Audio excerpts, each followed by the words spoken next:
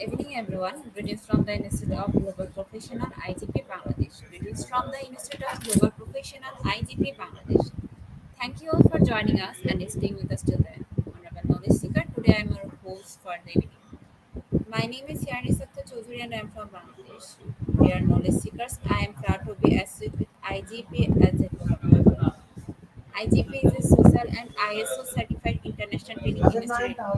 In 3 years, we already served 3 million knowledge seekers from 100 plus countries. IGP is internationally recognized and globally accredited. We are connected to more than 250 plus locations and 4,500 plus organizations.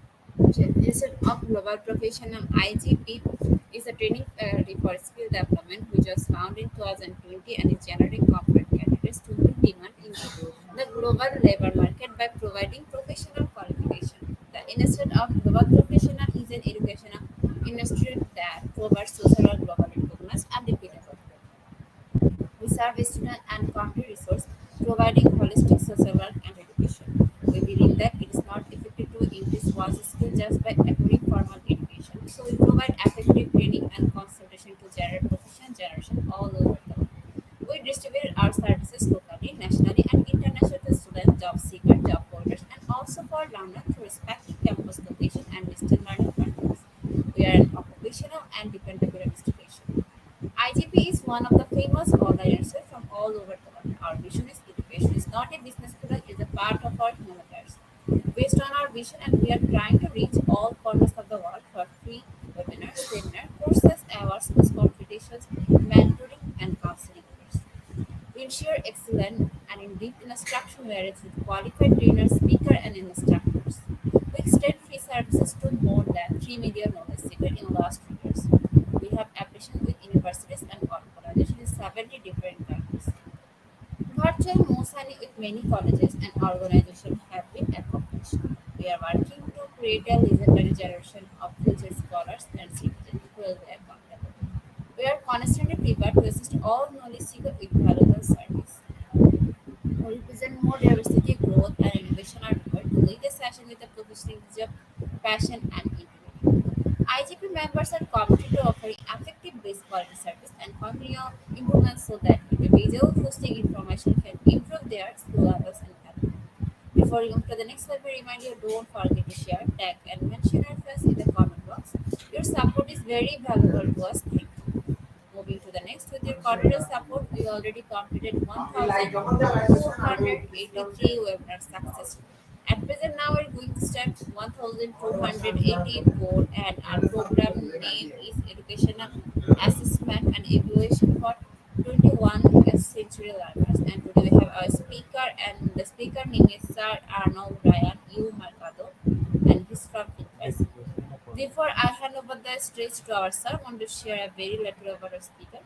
He is a teacher, Antipolo City Senior High School, Microsoft Innovative Educator, National Certificate Passer Computer System Servicing, Supreme Student Government Advisor. And also he is School Disaster Risk Reduction Coordinator, Science and Social Science Coach.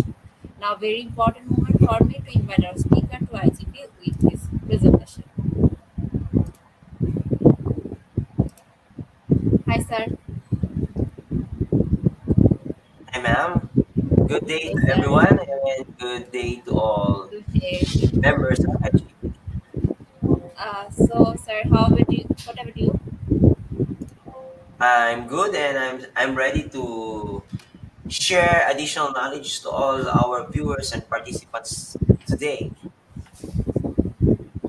Okay, sir. Okay. But sir, first, you have to give some description about yourself.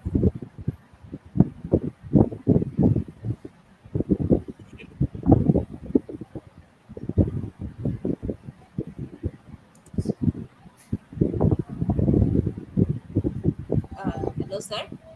Hello. Yes. Sir, please give some description about yourself. Currently, an educator and a teacher in the Philippines, and as of now, we are my main goal is to share my knowledge to all other educators, not only in our country but also around the globe. So with the help of IGP, we are we have the same objectives. Okay, sir. Sir, you can start your presentation.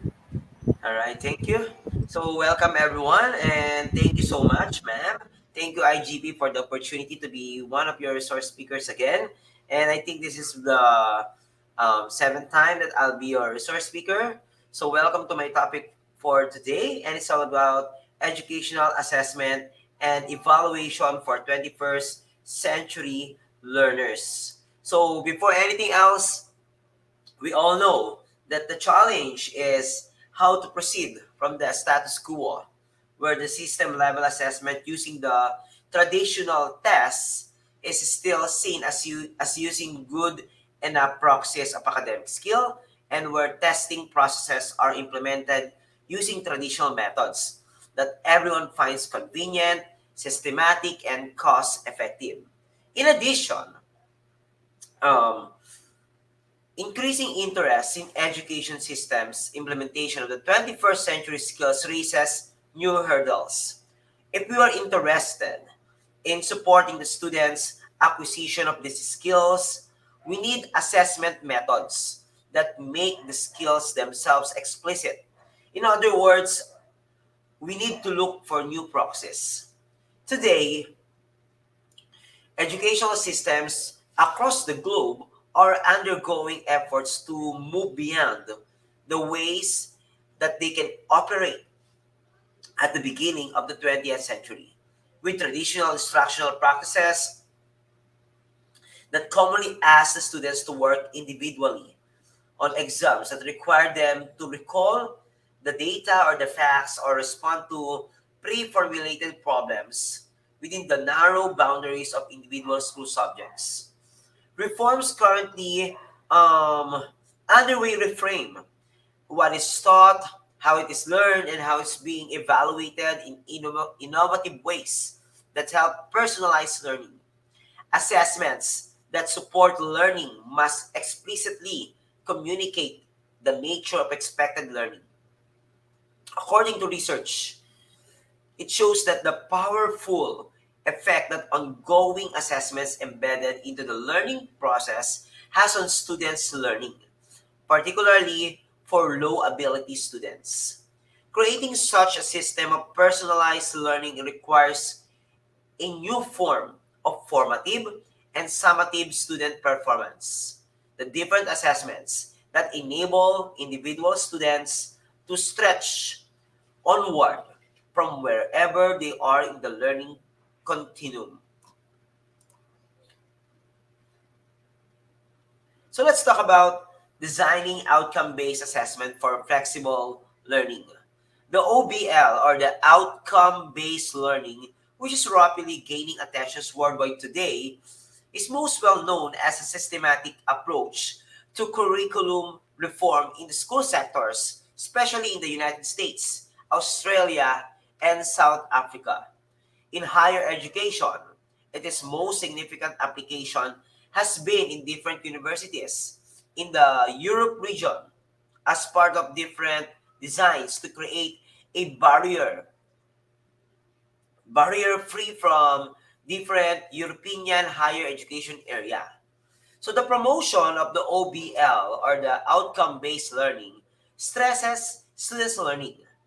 For example, it talks about focusing and organizing everything in an educational system around what is essential for all students to be able to be successfully at the end of their learning experiences. And of course, the point out that outcomes-based education is an educational process that nurtures continuous attention to student learning and promotes institutional accountability based on student learning. And to them, outcome based learning or education is an educational model in which the curriculum, pedagogy, and the assessments are all focused on student learning outcomes. The process involves sticking with the students until he or she learns the outcome. Outcomes are not the score, nor the label, nor the grade or percentage that someone attaches to the demonstration, but the substance and actions of the demonstration itself. According to Williams, way back 2005, he defines that characteristic of outcomes, they should be achievable and, of course, accessible. Instruction should make a difference, that they should be transparent and fair, and of course, they should indicate where learners have not achieved and reflect the result of learning, not the process. Okay, another person that defines the outcome-based learning is Spady, way back 1998. Outcomes describe significant learning, not trivial learning. Learning is not significant unless the outcomes reflect the complexities of the real life and give prominence to the life roles that learners will face after they have finished their formal education. Now let's talk about the session outline of our topic for today. Of course, number one is the role of the assessment in instructional design process. And another is the assessment strategies. And last one is the outcome-based assessment.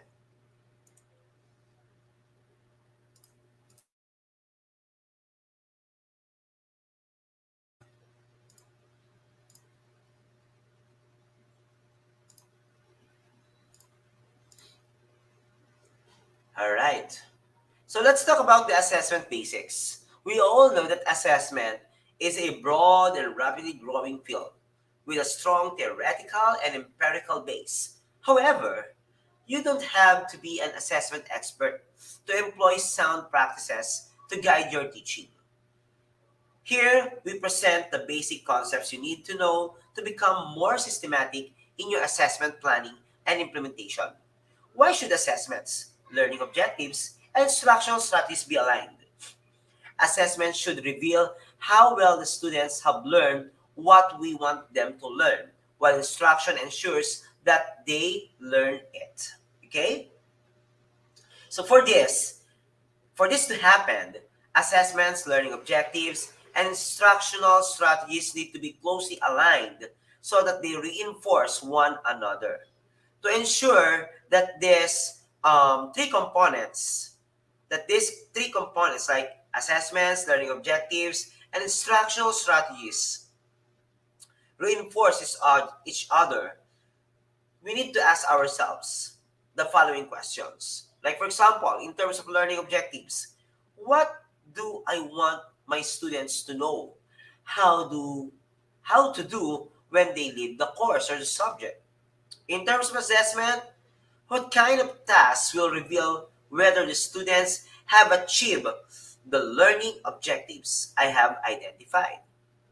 In terms of instructional strategies, what kind of activities in and out of the class will reinforce my learning objectives and prepare my students for assessments? What if the components of a course are misaligned? So if assessments are misaligned with learning objectives or instructional strategies, it can determine both students' motivation and learning. Consider these two scenarios. For example, your objective is for students to learn to apply analytical skills, but your assessment measures only the factual recall or the recapitulation. Consequently, students hone their analytical skills and they are frustrated that the exam or the assessment does not measure what they have learned. So your assessment measures the student's ability to compare and to critique the arguments of the different authors. But your instructional strategies focus only entirely on summarizing the arguments of different authors. Therefore, consequently, students do not learn or practice the skills of comparison and evaluation that will be assessed. So what's the difference first between formative and summative assessment? So this is just simple recall. When we say formative assessment, the goal of formative assessment is to monitor student learning and to provide ongoing feedback that can be used by the teachers or by the instructors to improve their teaching and by students to improve their learning. More specifically, formative assessments help the students identify their strengths and weaknesses, and of course, their target areas that need to be worked. Next, it helps the faculty recognize where the students are struggling and address the problems immediately. Formative assessments also addresses the problems immediately. And formative assessments are generally low stakes, which means that they have low or no point value. So therefore, examples of formative assessments includes the following. Like for example, drawing a concept map in class to represent their understanding of the topic. Another, submit one or two sentences for early feedback. So last one, turn in a research proposal for early feedback. So therefore, those are only examples of what we call formative assessments. So this time, let's proceed with summative assessments. The goal of summative assessment is to evaluate student learning at the end of an instructional unit or subject by comparing its against some standard or benchmark. Therefore, summative assessment are often high stakes, which means that they have a high point value. Examples of summative assessments are the following. Let's say, for example, in college, midterm examination, or final project, or a paper, or a senior recital. Information from summative assessments can be used formatively when students or the faculty or the teachers use it to guide their efforts and activities in subsequent courses. Okay? So one more. What's the difference between assessment and grading? So when we say assessment and grading are not the same. Generally, the goal of grading is to evaluate individuals or the students' learning and performance. Although grades are sometimes treated as a proxy for student learning, they are not always a reliable measure. Moreover, they may incorporate the criteria such as the attendance, the participation, and the effort. These are not direct measures of learning. The goal of assessment is to improve students' learning. Although grading can play a role in assessment, assessment also involves many ungraded measures of students' learning, such as the concept maps. So moreover, assessment goes beyond grading by systematically examining the patterns of a student learning across the courses and programs and using this information to improve educational practices. All right. So therefore, in terms of the assessments, the students gain a sense of control and can take on a greater responsibility for their own learning if they know how or they know how well they own learning, if they know how well they are doing compared with an established set of criteria.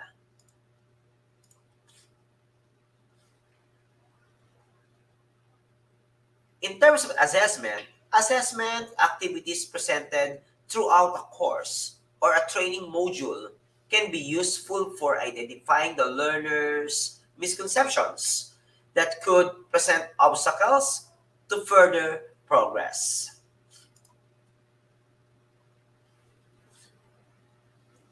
So therefore, my dear participants, let's talk about the outcome-based assessment. So It starts with the faculty members or the teachers articulating what they want to their students to be able to do when they complete the learning.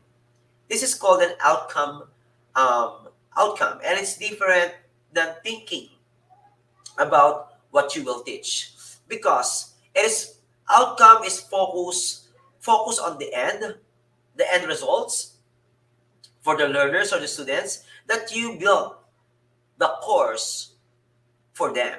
So therefore, outcome-based assessment is the deliberate collection of evidences of the student's learning based on outcomes. It yields a mark relative to the outcomes rather than the other students. So what do you do um, differently in an outcome-based system? So therefore, in outcome-based learning or assessment, my dear participants and viewers, as of now, planning is one of the steps. Planning, you need to clearly know what level of skills and knowledge you will accept as competent or successful performance by the students. Then plan the assessments to measure it and the instruction to teach it. Then the next phase, in terms of the outcome-based system, is the assessment. You make an effort to give more feedback early and give more attempts. You pay more to attention to most recent evidence. A good way of thinking about this is a driver's test. Let's say, for example, a driver's license test. You don't average the first time you practice with your final road test. Even if you fail your road test once, you get the score from your second attempt. Then, nor the combined score from your first and second, you be, then because the goal is to measure how competent you become rather than the averaging all attempts. Next, the calculating the grades. In an outcome-based system, your your group and weigh by outcome, not by assessment tasks. This means that the outcome one might be 10% only, and outcome two might be 8% only of the final grade. An individual test, my dear participants, might have 50% of the mass in outcome 1 and another 50% in outcome 2.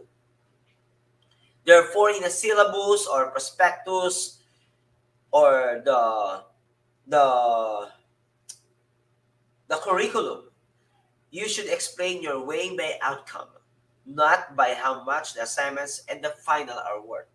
So why would you bother to do this? Students know exactly what you are trying to have them learn, and they are more able to take responsibility for learning it.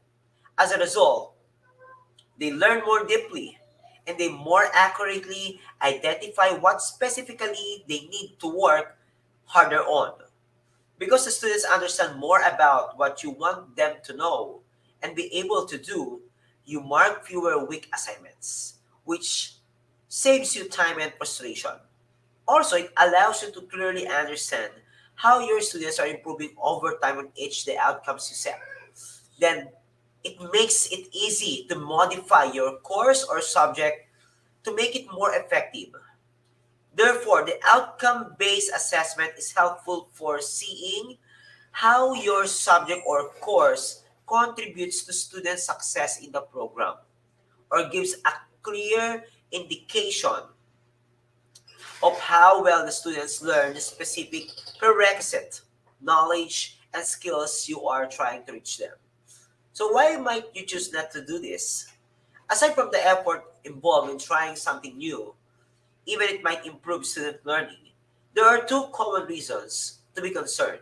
First, the outcome must be too focused on some government or institutional agenda, limiting your choice. Secondly, students might focus on the outcomes instead of the learning. So therefore, outcome-based assessment is directly connected to three commitments we have as an educator or as a teacher of a campus or a school. According to Learner's Charter, one, ensures the assessment of learning are transparent and it should be applied consistently and congruent with learning outcomes. Second, you design tools to both assess and enable students' learning. Last one, learn about advances in effective pedagogies or andragogies. Therefore, we should align assessment to learning outcomes. Why do we need to build alignment between assessment and learning outcomes? Of course, first reason, understand the pressure. Understand purpose, the purpose of the subject or the course. Next, understanding the student's learning progression and being able to validate the assignment or the attainment. Last one is building effective assessment of learning processes. Now let's talk about the objective and subjective assessment measures. So therefore, the difference between subjective and objective assessments. When we design an effective exams, we educators need a strong understanding of the difference between objective and subjective assessments. Each of these styles has specific attributes that make them better suited for certain subjects and learning outcomes.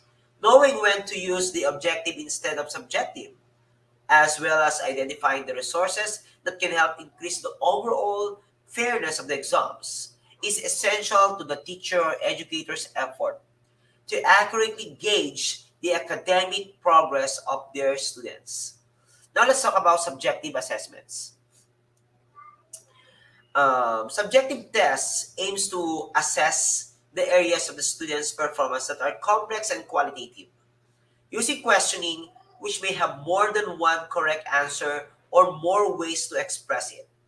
Subjective assessments are popular because they are typically take less time for the teachers to develop and create and offer the students the ability to be creative or critical in constructing their answers.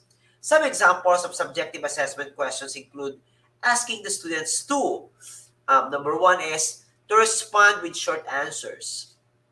Second, crop their answers in the form of an essay. Third, define a term or concept or significant event. Respond with critically thought out or factually supported opinion. Subjective assessments are excellent for subjects like writing, reading, art history, philosophy, political science, or literature. More specifically, any subject that encourages debate, critical thinking, and interpretation of some arts or art forms, or applying specific knowledge to a real world scenarios are all suited for subjective assessments.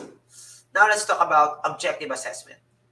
Objective assessment, on the other hand, is far more exactly and subsequently less open to the student's interpretation of the concepts or the theories. Um, Objective assessment is a way of examining in which the questions asked has single correct answer. In mathematics, geography, science, engineering, and computer science are all subjects that are relying heavily on the objective exams. Some of the most common item types of this style are for objective assessment are the following: multiple choice, since it only requires one answer; true or false; matching; fill in the blank; assertion and reason. So again, objective assessments are popular options for programs with curriculum structured around the absolutes or definite right and wrong answers. If there are professionals must follow that at all times, objective assessments are effective way. And of course, it can help to gauge students' mastery of the prerequisite techniques or knowledge. Such programs like nursing, engineering, finance, medical, and law, these are all examples of objective assessments. Therefore, in subjective assessments, it lend themselves to program where the learners or students are asked to apply what they have learned according to specific scenarios. Any field of study that emphasizes creativity, critical thinking, or problem solving may place a high value on the qualitative subjects or aspects of subjective assessments. Like, for example, counseling, education, management, arbitration, designing. So, these are all examples of subjective assessments. Once educators have carefully planned out their exams, they can begin writing questions. Creating exams offers the following suggestions to ensure test writers are composing objective questions. For example, write questions with only one correct answer. Compose questions carefully to avoid grammatical clues that could inadvertently signify the correct answer. You also make sure that the wrong answers or the choices are actually plausible. Avoid all of the above as long as we can, or none of the above. Do not write overly complex questions. Then write the questions that assess only on a single idea or concepts.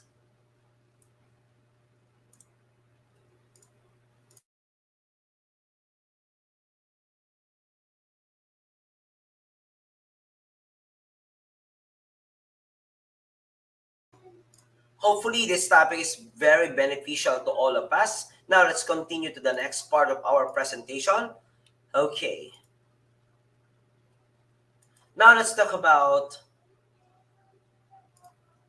the objective measures. Objective measurement are impartial, usually quantifiable, which are quantifiable outcomes recorded in some kind of diagnostic instrument. Examples in medicine includes the blood work to determine cholesterol levels, sphygmomanometer for blood pressure, and wearable devices that measure step count. Therefore, in subjective measures, on the other hand, usually rely on the human judgment of some kind. Often, the researchers think of a patient-reported outcomes as a classic example of subjective measurements, such as how am I feeling today? But doctors' assessment of their patient's overall well-being can just easily fall into this category. There is often greater variability in how subjective outcomes are recorded, ranging from patients' journal and informational interviews. For a deeper understanding of the subjective and objective labeling, it is helpful to have fundamental understanding of the key terms. Lucky for you, we get to revisit our different subjects, like for example, statistics, since we all know the concepts here, like for example, reliability, validity, and of course, um, reliability for doing the exams are really important. That a measurement device could be a diagnostic tool or personal response will repeatedly capture the same information each time with no one change occurs. Validity refers to the quality of the measurement as a proxy that you are trying to measure. Does the outcome of measurements really assess the underlying scientific questions? On the other hand, we also have the bias. So bias is how accurate or inaccurate the measurement is the truth. We will save the philosophical rabbit hole of what is the truth for another. Um, but actually, so those are only examples. So let's talk about the assessment strategies.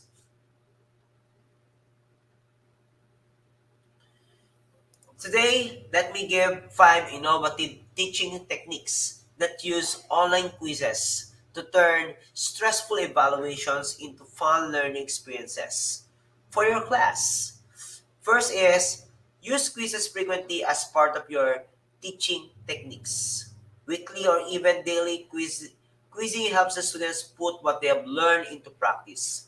This practitioner repetition drives more important facts so that the students are prepared to take on higher order thinking skills like the standardized tests and the final exams. Of course, we can also have to encourage them on collaboration with fun classroom activities. When quizzes are a classroom activity, rather than say or a way to measure or to rank your students, they are open for some opportunities for students collaboration. In addition, using collaborative quizzes as a component of your teaching techniques encourage our learners to study harder so that they can help others succeed. Of course, every collaborative quiz must balance group work with individual evaluation. Next, it gives helpful feedback on every question in the quiz. And it makes every quiz interesting using different types of questions. All right. So now let's proceed. Now let's talk about asynchronous communication. So we all know that during pandemic, asynchronous is one of the top word. And asynchronous was very related to assessment. So let's talk about asynchronous communication. Asynchronous communication is any type of communication where one person provides information and then there is a time lag between the recipients take the information and offer their responses.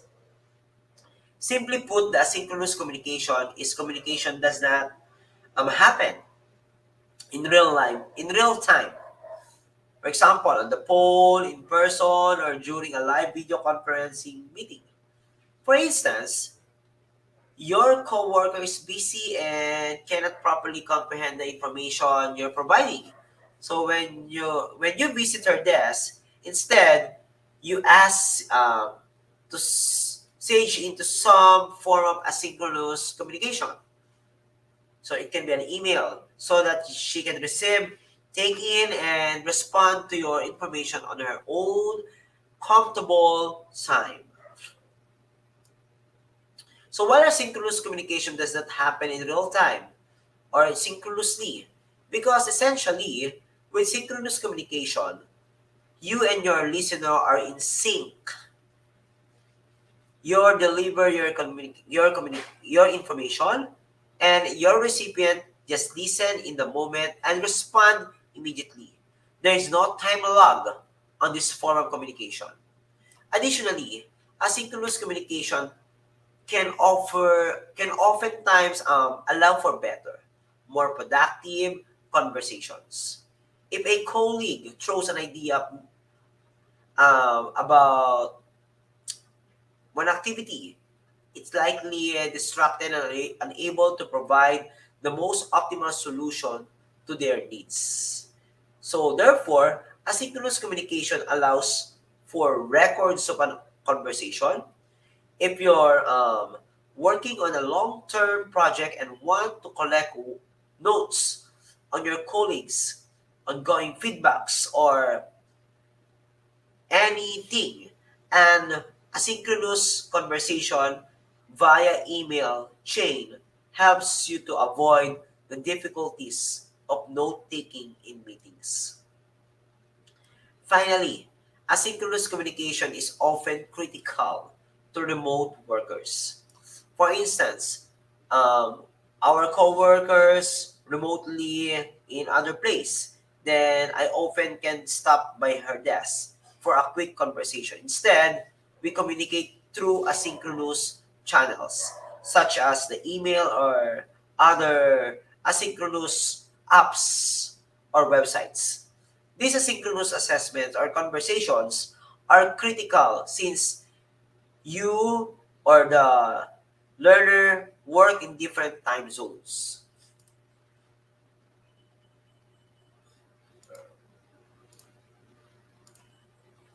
Therefore, asynchronous communication, one example is the blogs.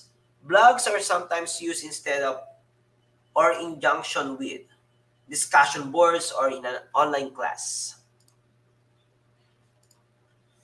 Another is the wikis. Wikis are allows groups of students to collaborate online, incorporating text or graphics or other digital materials into a cohesive final result. Next, we have synchronous communication. Of course, synchronous communication is that which takes place in real time between two or more parties or groups. Put it simply, synchronous communication exchange in a interactive live interchange between people.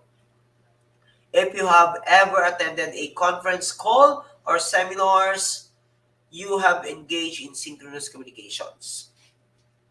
The nature of synchronous type of communication necessitates an immediate response.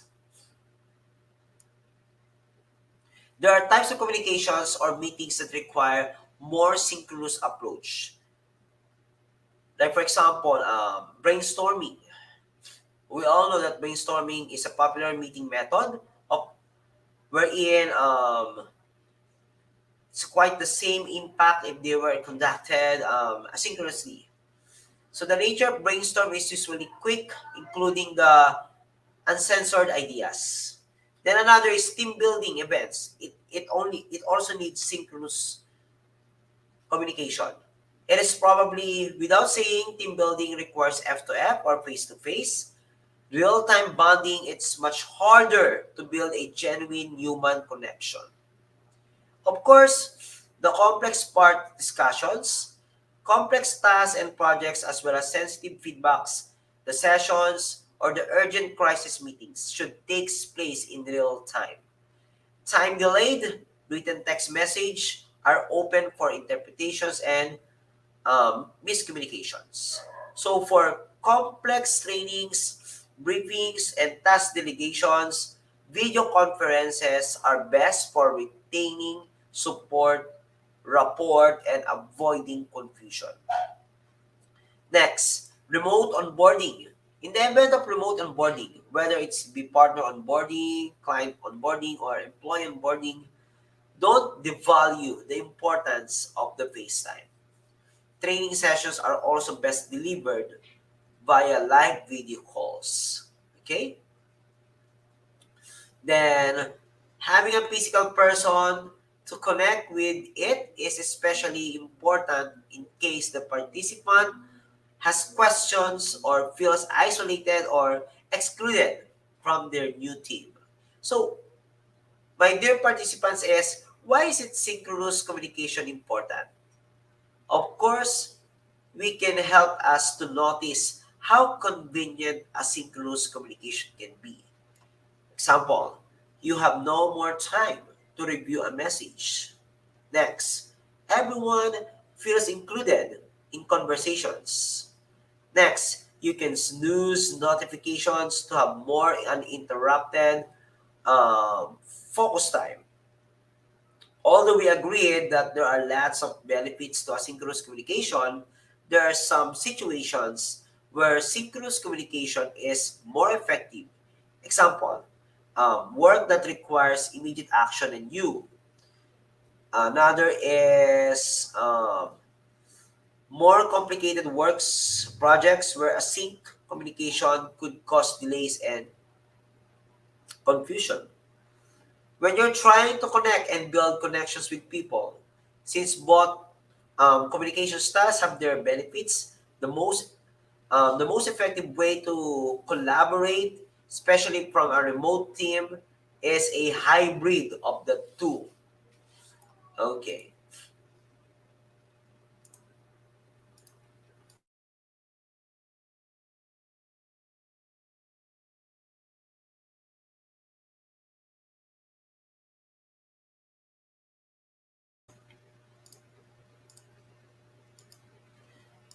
Now let's talk about synchronous communication. One best example of synchronous communication is via portfolio. one of the key elements of portfolio creation is that the students decides what materials to include in the collection. But again, our main goal as an educator is to create rubrics or criteria when we check their portfolios. Next is the self-reflection. Of course, it's the application of what they have learned to real scenario, therefore leading to the development of the standards and the determination of the criteria to use in selecting this material are integral components of this process. Next, we have papers and essays. So we all know about papers and essays are the obvious advantages of composing papers electronically combined with the use of more recently introduced features. Next, we have presentation. So we all know that the PowerPoint presentation or the presentational activities are things like lectures, students' presentations or performances or other one-way communication. One person or group is doing all the communicating and the other person or group is talking in it. So let's talk about PBL. So these are one of the best topics that I already shared in the previous sessions that we have. But again, PBL can support individual learning situations. Although it's traditionally a collaborative experience, working in a this kind of PBL will help to primarily unlock the skills associated with PBL. So therefore, creativity is the first one, reflecting on independent insights. Next, communication. Developing a cohesive response requires the communication. Next, critical thinking.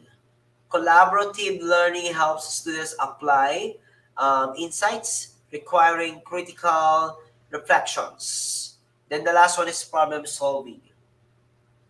For learners or students, must reflect on the problem and navigate diverse opinion towards an answer or solution.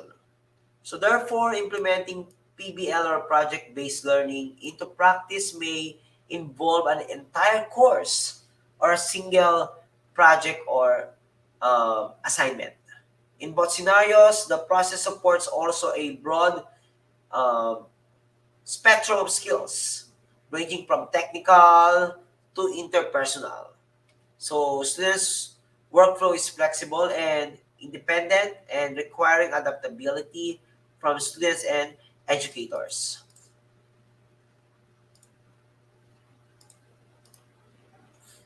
Another is the journal writing. It's a process of recording personal insights, reflections, and of course questions that are assigned or in terms of personal topics. So journal projects assigned in each class may include your thoughts about daily experiences, reading assignments, current events, or science experiments. Journal entries are a form of reflective writing in that you can use them to consider and respond to something you have read or learned. Because journal writing allows us to examine different ideas and writing strategies, it's also a form of exploratory writing. Just keep in mind that a class journal is not the same thing as a private diary. In terms of writing, maybe a little bit more formal, although not subformal as an essay. And while as personal diary is a private, your teacher may also have access to your class journals or require you to share options with other learners.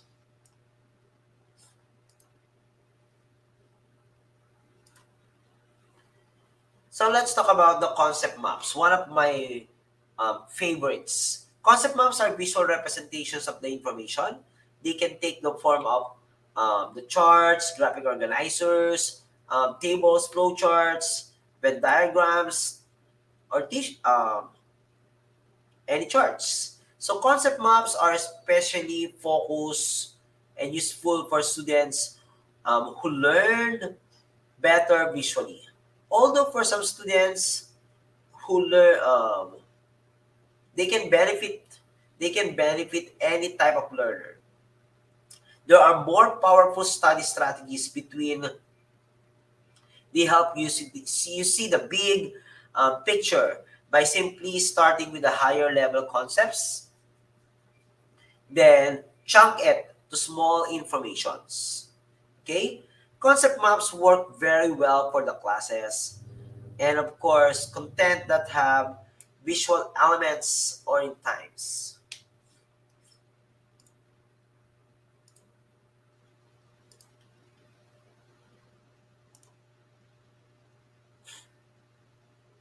Okay?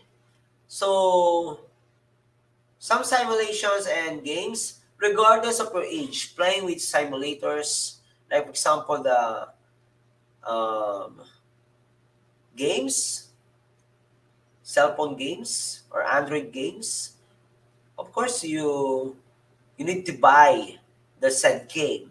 Therefore, that is because if our objective is to win the game, then we need to explore and learn the system in order to beat it. Okay? It's all about who can cover the types of game-based learnings as well as benefits of simulations and games. Okay, simulation and games type of game-based. For example, we have the flashcards, game show competitions. Another is the role play, the quest. Next is strategy adventure. Then another one is multiplayer gaming. Next is open-ended simulations, time games, and of course, these are all important in simulation and games. Next, ongoing and non-graded measures. When we say ongoing, sometimes called embedded, assessment activities are woven into the fabric of the instructional processes or process so that determining students' progress does not necessarily represent the students a threat of disciplinary function or a necessary but simply focus as another thread within the seamless pattern of day-to-day classroom or training events. Okay, so we have the non-graded measures. Non-graded measures or non-graded assessment measures for part of the course alleviates much of the strain of the assigning scores to massive amounts of students' work, while still providing several of the benefits of some traditional assessments.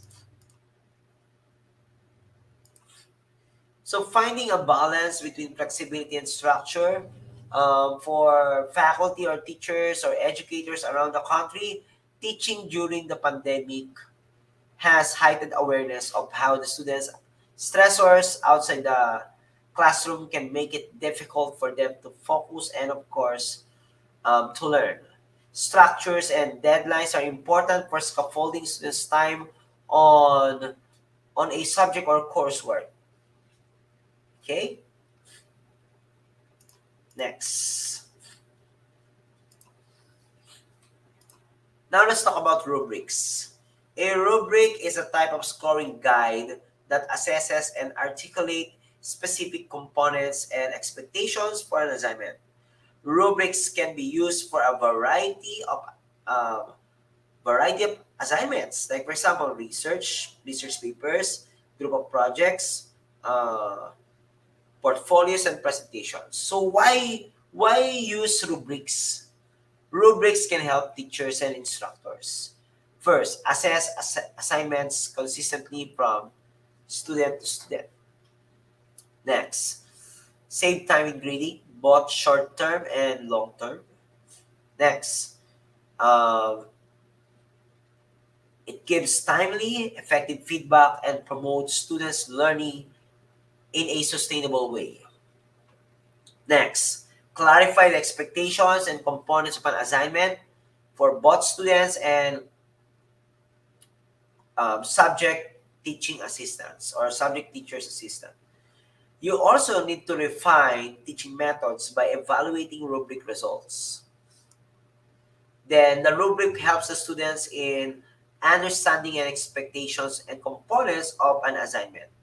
Next, um, become more aware of their learning of process and progress. And the last one is improve work through timely and detailed feedback. Now let's talk about e-learning basics and methodologies. Okay. So we have the distance education and the new normal.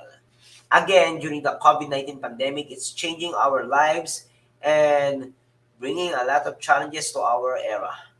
Aside from being a health crisis, it's also caused economic meltdowns across the globe. Companies were closed, many people were laid off, and unexpectedly um, became unemployed. So the WHO, the World Health Organization, also mentioned that food shortages became a problem during this global lockdown, resulting to closures between borders and trade restrictions. And of course, COVID-19 is producing profound, devastating conditions in our daily life, including in the individual, cultural, public health, and economic um, dimensions. Always remember this, that distance learning is any kind of remote learning in which the student is not physically present in the classroom. Next is the distance education or distance learning is a field of education that focus on the pedagogy, technology, and instructional systems. And of course, in delivering the education, the students or learners who are not physically on site to receive their education. Instead, teachers and students may, of course, number one is communicate asynchronously. Number two is distance education. So it requires a physical or on-site presence for any reason.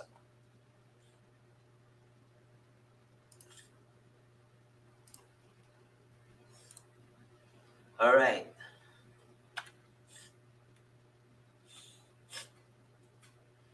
Okay, the theory of independent study and theory of transactional distance. Transactional distance, my dear participants, is started to connote the interplay among the environment and the individuals and the patterns of behaviors in a situation. The next theory is the theory on um, interaction, communication. So the value in relating teaching effectiveness to the impact of feelings of belongingness and cooperation, as well as to do actual exchange of questions, answers, and arguments in mediated communication.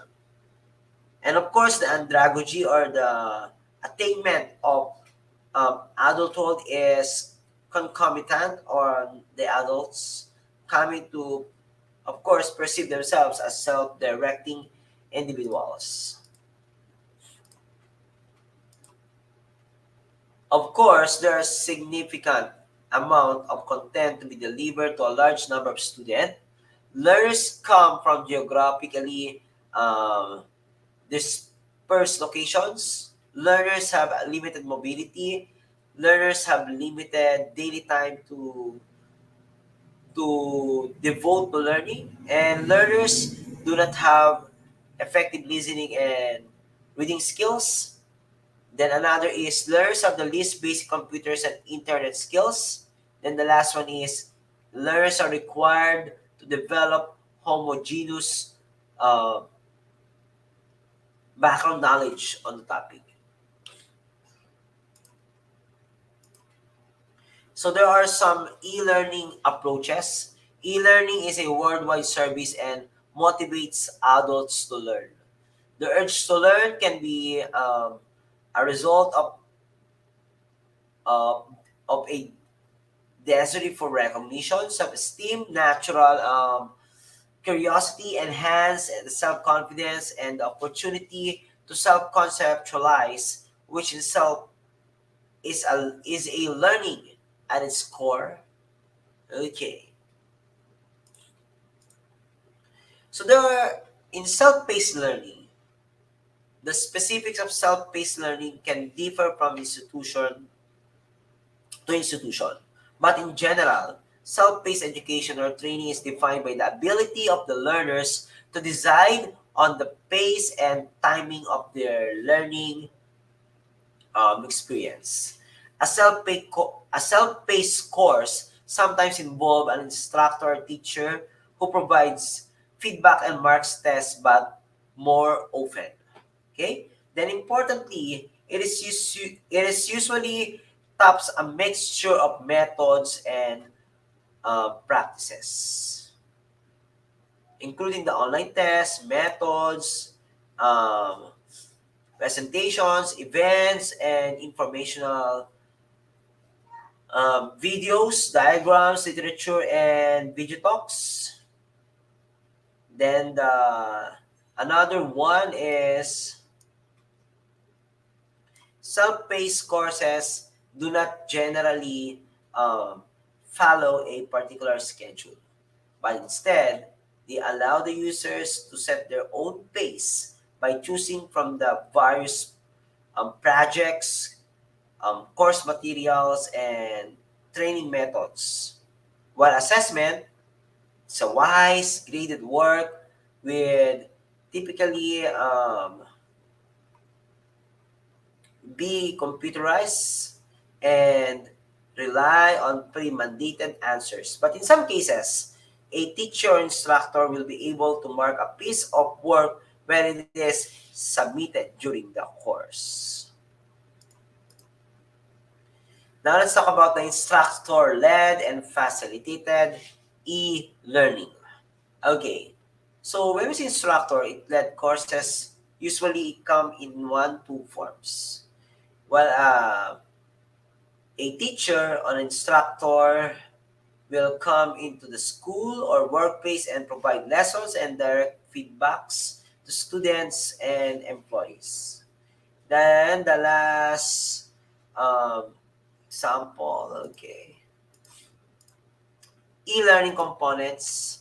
We have the simple learning resources, which is a non-interactive resource such as the documents, the PowerPoint presentations, the videos, or the audio files. These materials are non-interactive in the sense that the learners can only be read or watch the content without performing any other action. While on the other hand, the interaction e-lessons, the most common approach for self-paced e-learning is web-based training consisting of a set of interactive e-lessons. And an e-lesson is a linear sequence of screens which can include text, graphics, animations, audio, video, and interactivity. We also have the electronic simulations. The, simulations are highly interactive forms of e-learning. Then the job aids. Job aids provide just-in-time knowledge. They usually provide immediate answers to specific uh, questions, thus helping user accomplish job tasks. Also with the e-tutoring, the e-coaching, and e-mentoring. And of course, the collaborative learning. So now let's talk about the social software. So social software such as chats, discussions, forums, and blogs are used for online collaboration among others or among learners. Then the virtual classroom is a virtual classroom is the instructional method most similar to the traditional classroom training as it led completely um, by an a teacher or instructor. Then let's talk about the synchronous and asynchronous e-learning. So synchronous again means that the instructor, the teacher, and the students in the course engage with the course content and each other at the same time, but from different locations. The instructor interacts with the students in real time by means of tools such as WebEx or to live stream audio and presentations. Then also synchronous advantages is students can ask questions and get answers in real time. Then another answer is the instructor can gauge the students' understanding in real time and adjust the session accordingly.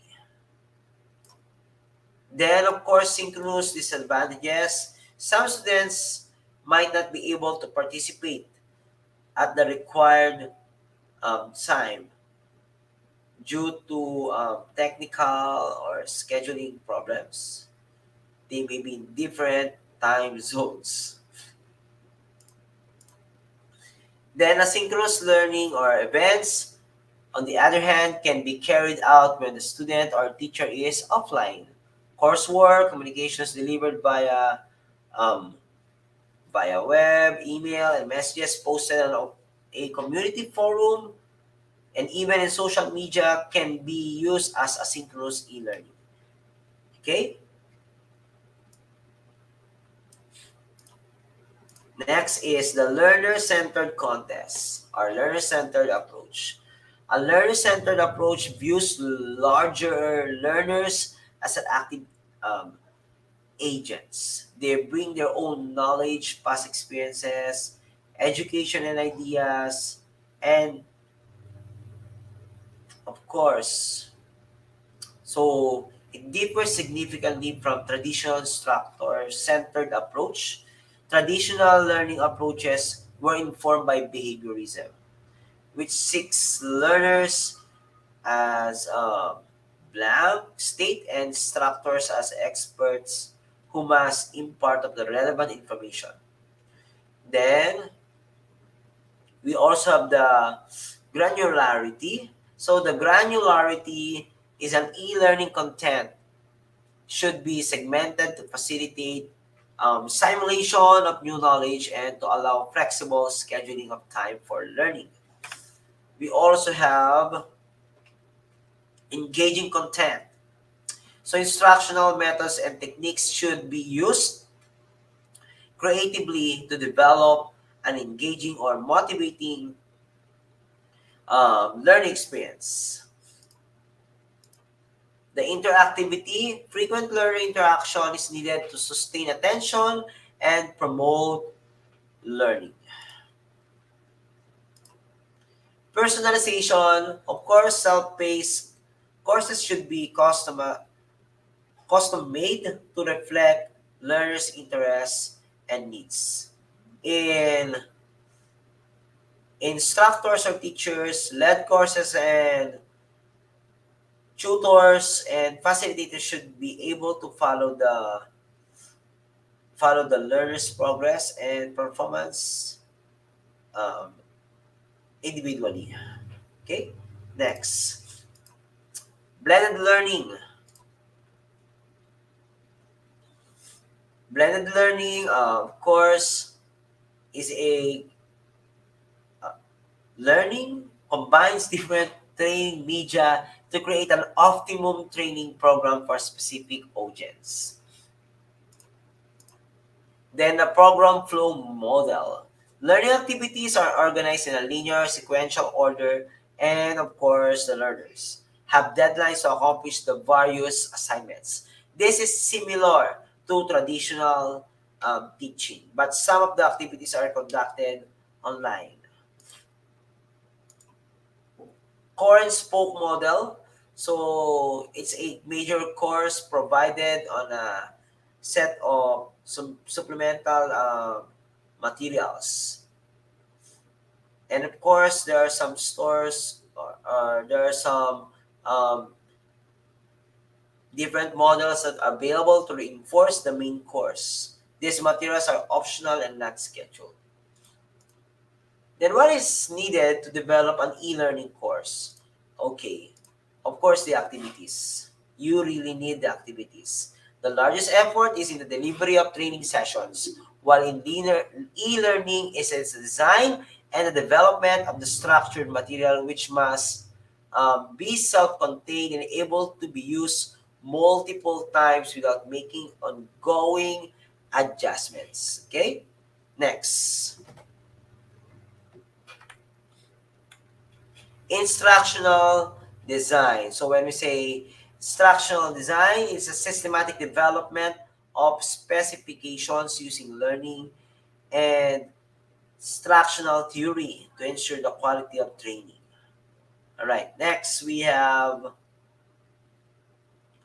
the ADDIE model. So the ADDIE model, modern methodology as of now, is used for the creation of e-learning courses effectively and conveniently. ADDIE is an acronym developed in Florida State University in 1970s. So therefore, ADDIE stands for ADDIE stands for Analysis, Design, Development, Implementation, and Evaluation. Each stage has a deliverable that feeds into the next stage and is an excellent way to learn how to create an effective online course with measurable learning objective. So of course, there are some steps, like for example, step one, analysis. And of course, step two is designing. Step three is development. Step four is no more. So implementation, okay? Next.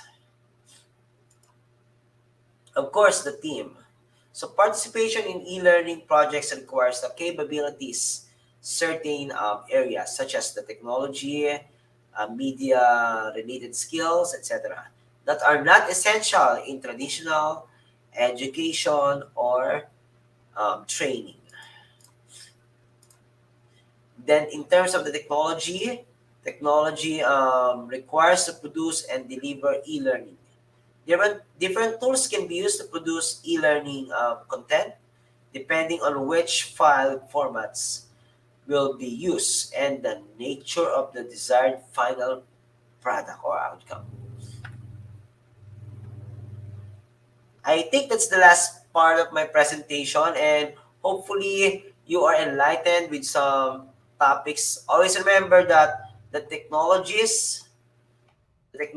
of course, is really important to it helps to require to produce and to deliver e-learning. Different tools can be used to produce the learning content depending on which file format will be used and the nature of the desired final product. Again, these are all about this topic. Thank you so much, my dear participants today. Thank you.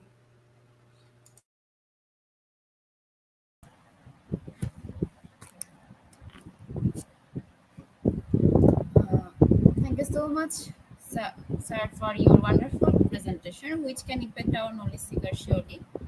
I hope our knowledge seeker can learn something new, which is our only intention, learn and grow together as a knowledge seeker. Once again, thank you so much, sir, for your presentation. Now, sir, it's time for our question answer session, which is the one more valuable part of our regular webinars. Honorable sir, please stay with us. After a short video, we'll be back in our session part 2, which is the question answer part. Okay, sir? Thank you. Thank you. Uh,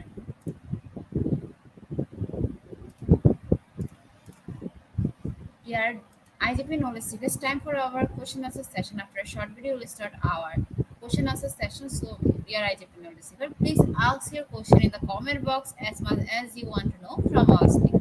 Thank you. After question answer, we have webinar certification and online quiz competition.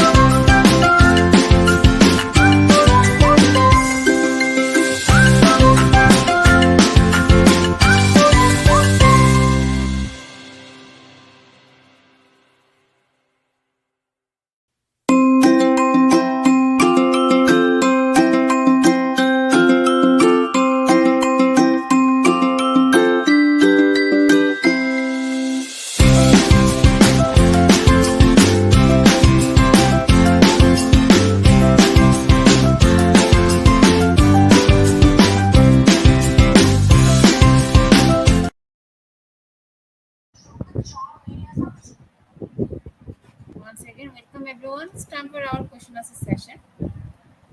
Let's welcome back our sir. Once again, welcome back, sir. It's time for our question answer session. Thank you.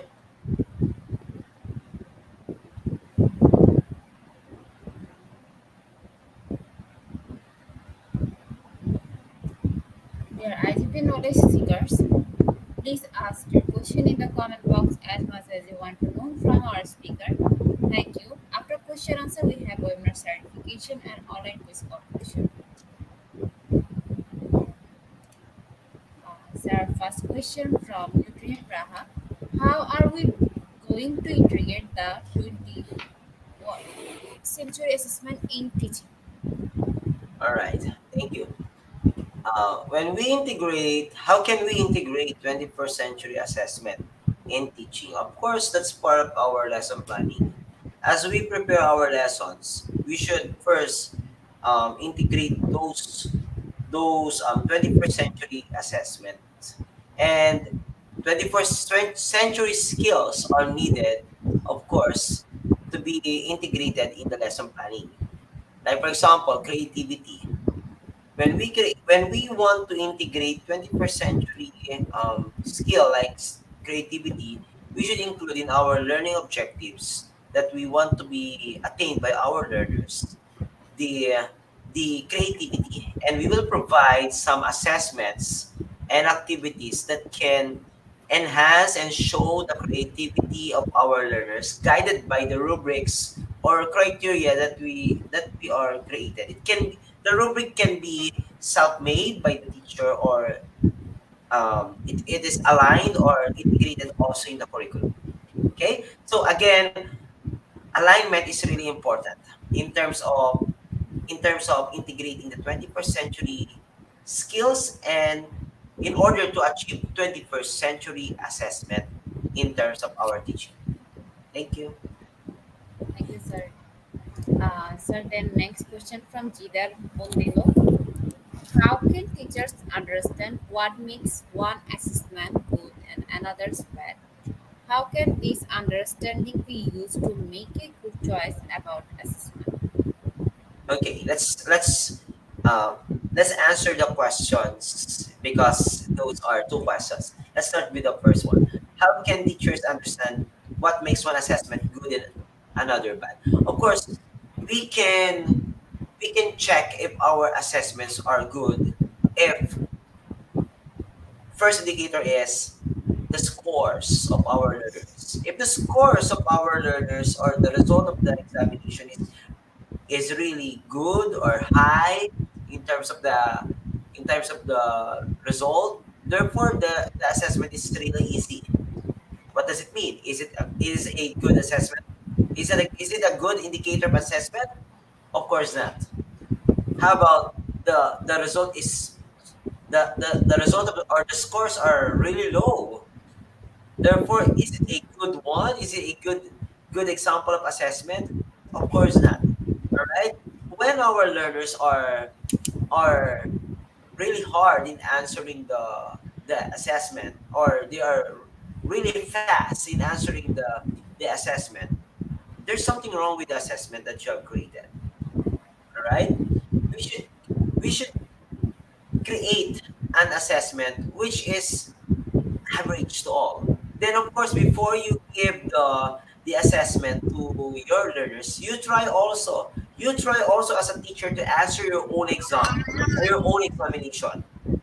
Okay? Then the second question is, how can this understanding be used to make a good choices about the assessment? Of course, if you know the result, if the scores are really high or really low, therefore it's an indicator that you should pursue your your creation of the assessment. Always remember, if you are in the field of teaching, and once you try the assessment that you created to the first class, and you saw that the result was too easy for them, then it goes along with the same sections or different set of learners. Therefore, there's something wrong with your assessment that you have created. And it only means to say that you need to revise your assessment. Okay, sir, thank you.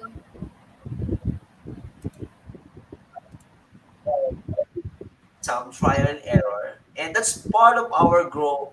That's part of our system as a teacher, to create a trial error system for our learners. And of course, don't forget this.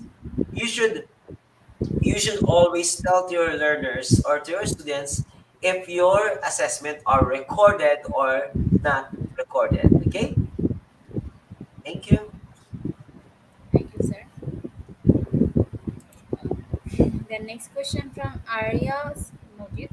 It be a tough task from the part of teachers to access every student individually. How could it be managed along with normal teaching?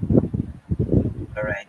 Actually, that's a hard task. That's a tough task to for every teacher to monitor the scores of our learners individually. Here in our country, in the Philippines, we are always have a class size of 60 learners to 80 learners. And on our part, that's really hard to manage those learners in terms of their assessment. So how can it be managed along with the normal teaching?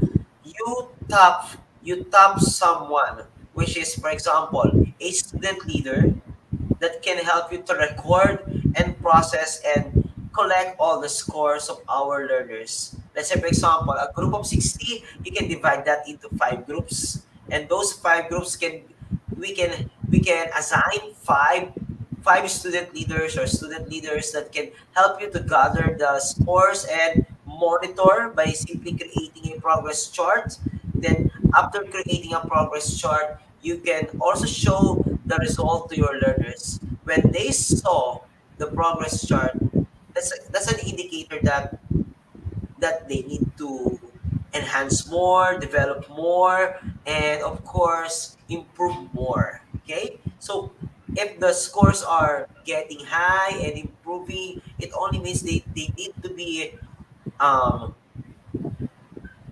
to add more effort and review more in terms of in connection with their subject. So again, it's really hard. It's really hard as a teacher with a ratio of 1 is to 60, 1 is to 50. It's really hard for us to manage and assess to get the assessment results of our learners. But sometimes we can also create some automation. There are some programs now that can be created in order to get and use our mobile phones. Like for example, I will mention an app. We have a Zip Grade. You can download Zip Grade, ZIP Grade, in your Play Store or any platform. Download Zip Grade. Then you need to purchase the account. Then of course you need to your exam that you will give to your learners is multiple choice. Then just scan the paper. Then automatically it will generate the scores through a bubble sheet. So again, that's an automation. So therefore, as a teacher, we are always creating some innovations in order for us to perform our task easily. Okay, thank you. Thank you, sir. Then next question from Jai Vanji Lono. As a 21st learner and a future teacher, how will we ensure that and we are assessed by our teacher and to our future students? All right. So in terms of I know this person.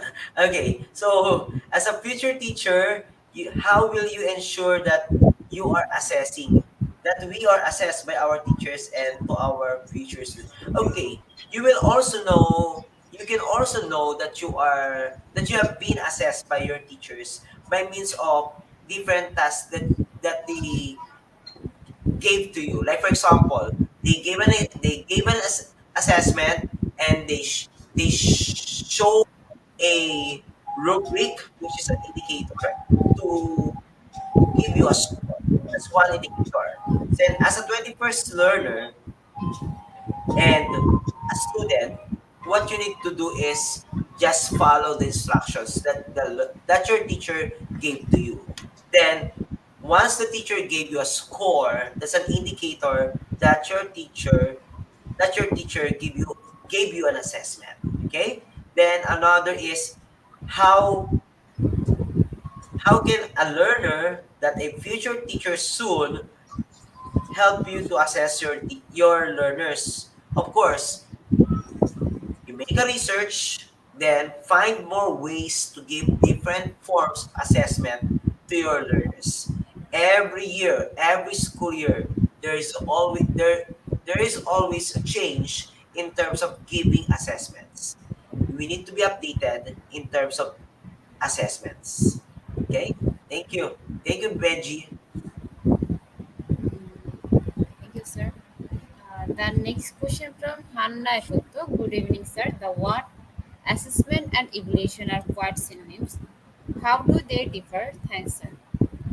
Okay. I already mentioned on my first presentation the difference between assessment and evaluation. So again, assessment is a broad, and of course, assessment is what kind of tasks will you reveal, whether it's for the students that have achieved the learning objectives. Okay, while evaluation is the means of grading, the means of giving the scores to your learners, while assessment is the activity. Usually evaluations are graded while assessments are not graded. All right, but they have the same objectives. Thank you.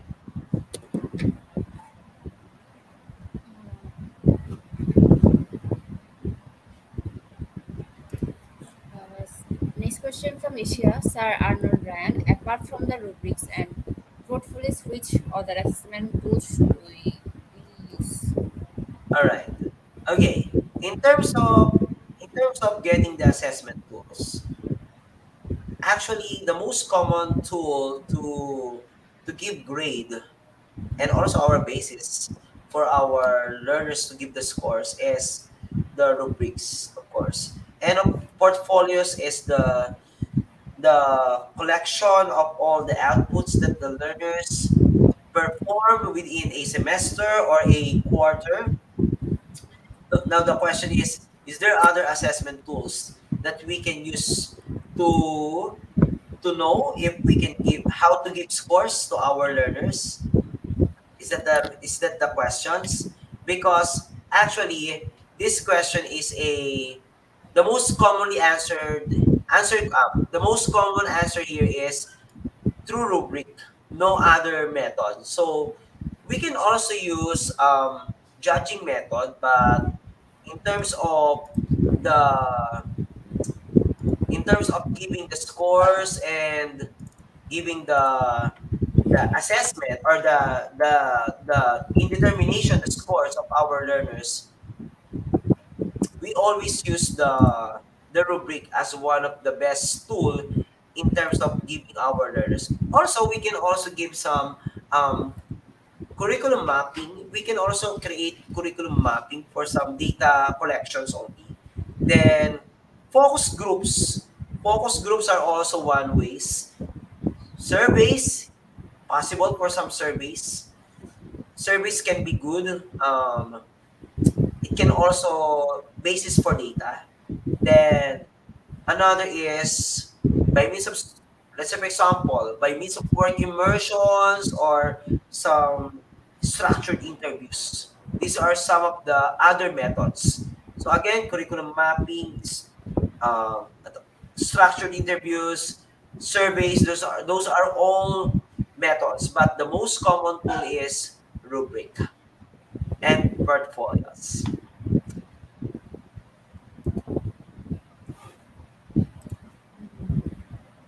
Thank you so much, sir. I think we covered our most of the question. Once again, thank you so much, sir, for your time in IGP. We have learned a lot from you with new topics. It will add some value to our day-to activity along with our academic and professional growth. Honorable sir, hope to see you again with a new topic and you need it. And you did. Thank you, sir.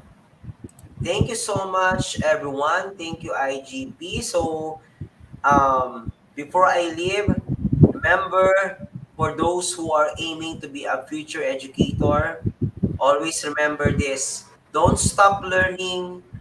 If you are already graduated in your course, attend more trainings, attend more webinars like the IGP providing to us. It will help us a lot to continue in terms of our performance and to give quality education to our learners.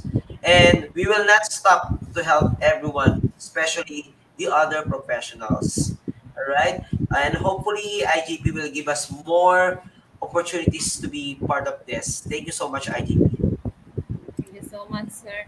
Uh, Honorable sir, before we move to the next process, if you want to leave this studio, you can, sir. All right. I think I will leave the the StreamYard, and hopefully everyone will be awarded by a certificate because of this training or this webinar. Thank you so much. You are most welcome, sir.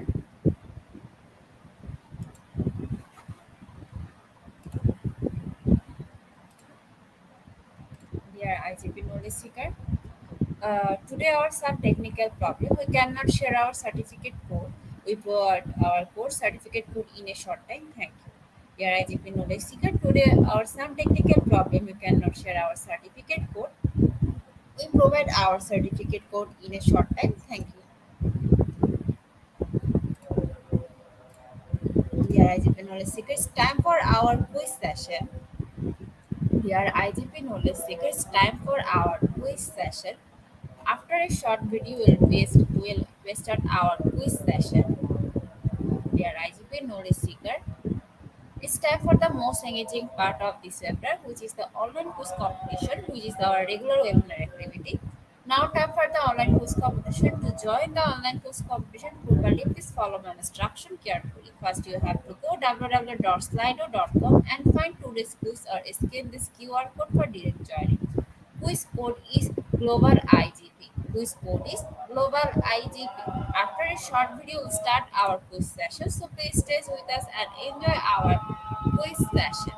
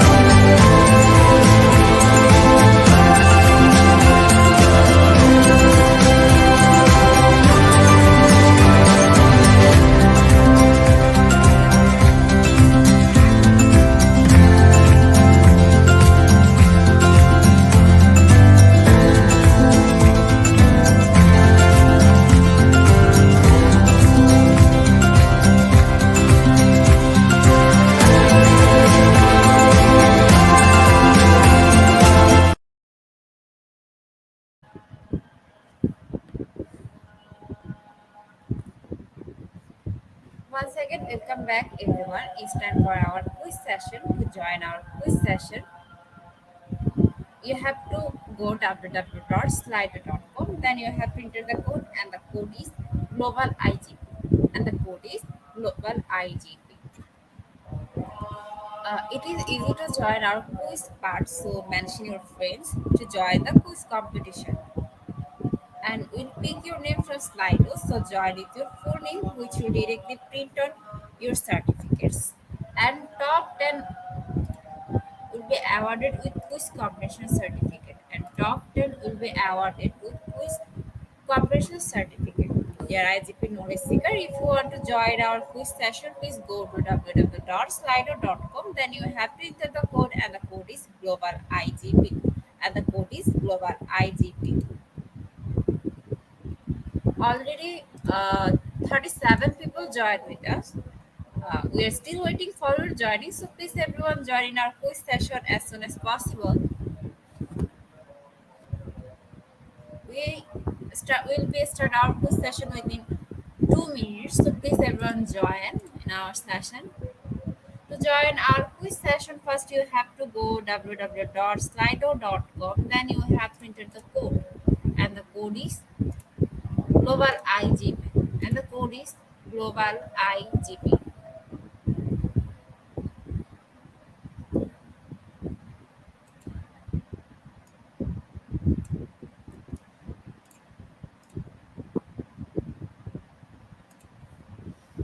Dear IGP knowledge seeker, if you want to join our quiz session, please go to www.slido.com. Then you have to enter the code, and the code is Global IGP.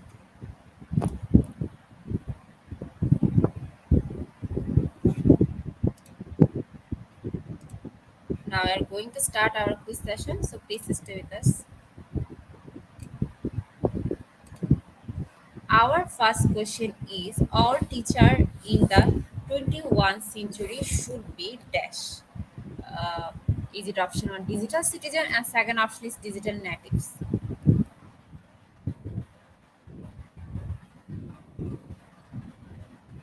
right, Deepika. Our first question is all teacher in the 21st century should be dash. Option 1 digital citizen, second option digital natives.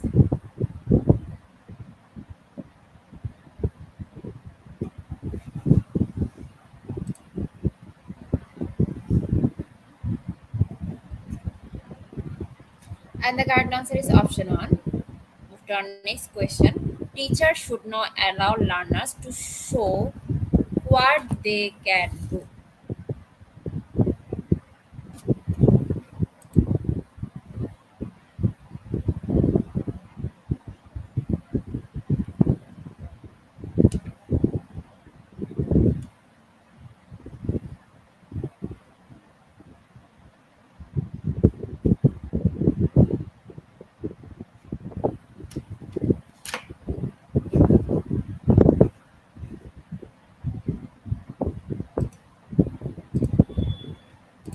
And the correct answer is false, and 95% people are right. Move to our next question.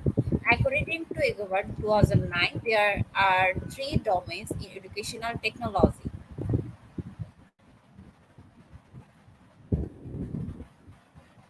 According to EGOVAT 2009, there are three domains in educational technology. Is it option 1 true and second option is false?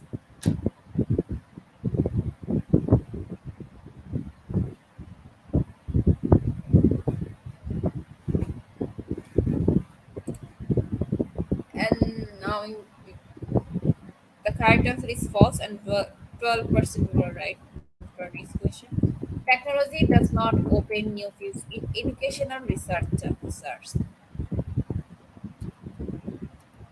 Technology does not open new fields in educational research. Sir. Option 1, true. And second option is false. Dear educational I repeat, the question is technology does not open new fields in educational researcher.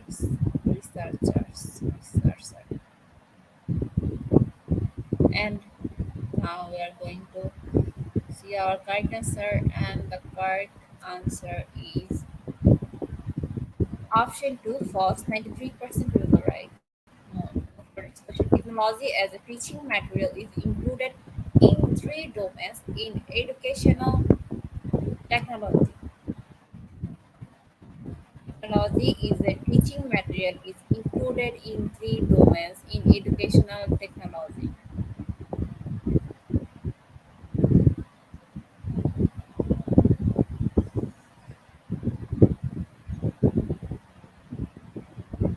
And the correct answer is option 2 false, and 57% were right.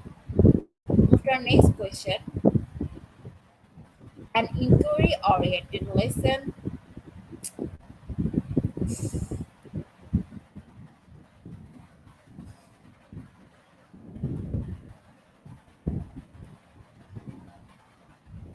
An inquiry-oriented lesson format in which most or all on information that learns work with comes from the web.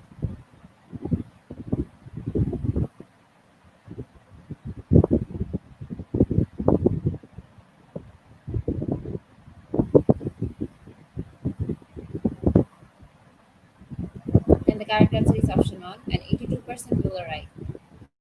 The next question. Who is the father of educational evaluation and assessment? Option 1, Ralph Taylor. Second option, Malcolm Provost.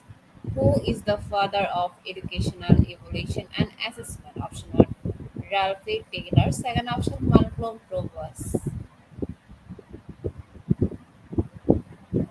And the correct answer is option 1. For next question. What is educational assessment?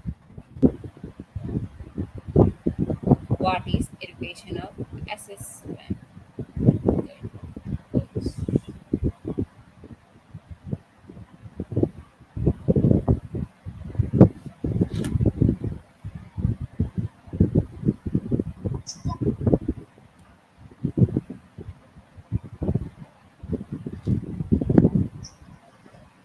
And the correct answer is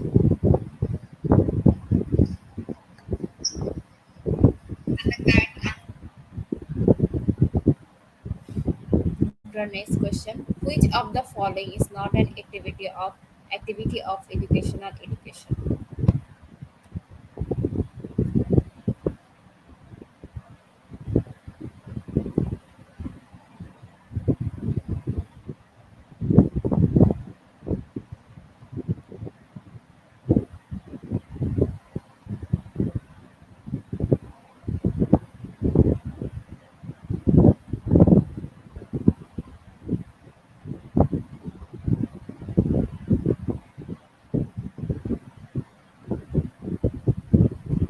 And the correct answer is option one, surprising, and 87% people are right. To our next question. Any evaluation of student performance, option one, assessment. Second option is benchmark.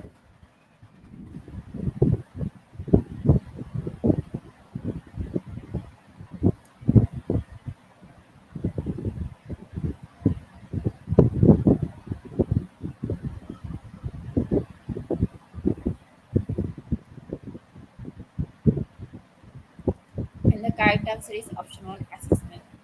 100% people are right. Foundation curriculum is our top one. Is our top one. Uh, Foundation, our top 10 quiz competition winner. We'll pick your name from Slido and prepare certificate, and we'll post them on our Facebook official page. And top 10 will be awarded with quiz competition certificates. Congratulations to our webinar online quiz competition winner top 10. Congratulations again. Slido will take a few minutes for finalizing the result, and after that we'll issue our online quiz competition certificate on our Facebook official page and group. Our Facebook official page and group name is Institution of Global Professional.